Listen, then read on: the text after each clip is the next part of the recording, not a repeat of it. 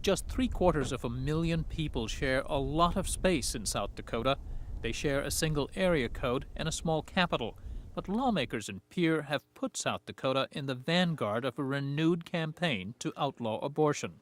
There is a movement across this country on the wishes to save and protect the lives of unborn children. As you know, Justice Roberts and Justice Alito were just favorably placed on that board. There is still another chance that President Bush will have to place another justice on that bench. I believe it's time to pass House Bill 1215 and protect the lives of the unborn. Citing what they see as a more receptive or anti-abortion high court, lawmakers easily approved a sweeping ban on the procedure, one that declares that life begins at conception. South Dakota's law makes it a crime for a doctor to perform an abortion unless the mother's life is endangered.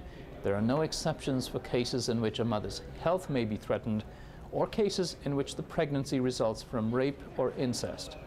You know, I think we're really pushing the envelope on that issue. I'm not sure that the Supreme Court is ready for us yet, but what's that old saying? There's no time like the present.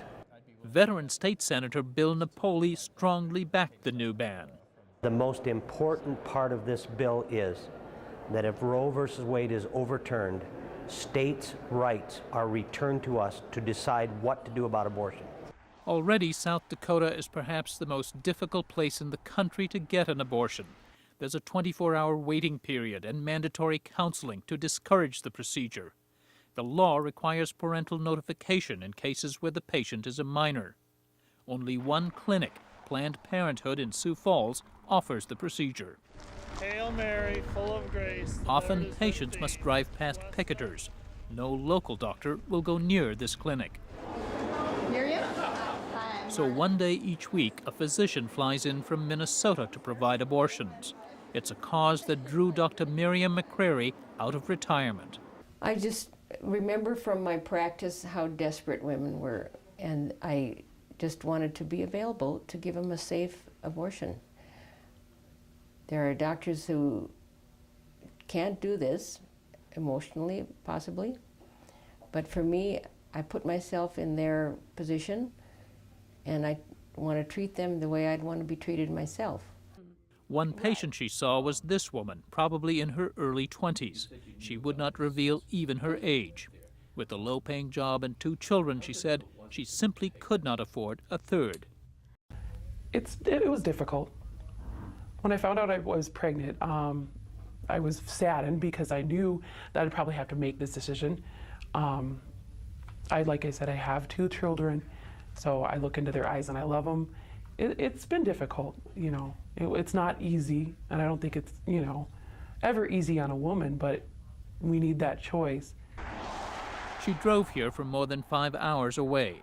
Besides legal and social sanction, distance is a big hurdle for many patients, one that will get even bigger if the new law takes effect. Sarah Stace is the Minnesota-based CEO of the Sioux Falls Clinic. This proposed ban is a reprehensible attack on women's health care in South Dakota and across the country. Makes a bad situation completely intolerable for women. Planned Parenthood is planning an immediate court challenge. Many anti-abortion lawmakers agree the pro-choice group has a good case. That's why Senator Dave Knutson opposed the ban. Even if recently confirmed Chief Justice Roberts and Justice Alito do not ultimately find Roe versus Wade to be settled precedent deserving of retention under the doctrine of stare decisis, but rather vote to overturn Roe versus Wade, there is still a 5-4 majority of the court as presently constituted to support Roe versus Wade. I do not believe it makes sense for South Dakota to lead the charge on this issue when we know the outcome. Others said the bill simply went too far. Democratic Representative Clayton Halverson considers himself in the middle on this issue. In my opinion, the middle is allow the amendments we offered, which would include, in the case of rape, the option of abortion should be available. In the case of incest, the same thing goes. And when the mother's health or the health of the fetus, those are exceptions that I don't think should be ignored. And I believe that's the middle. That's where I think most of the people in our state fall. That's not how Senator Napoli reads public opinion in his state. My calls have been running 3-1 in favor of this bill. Napoli says most abortions are performed for what he calls convenience. He insists that exceptions can be made for rape or incest under the provision that protects the mother's life. I asked him for a scenario in which an exception may be invoked.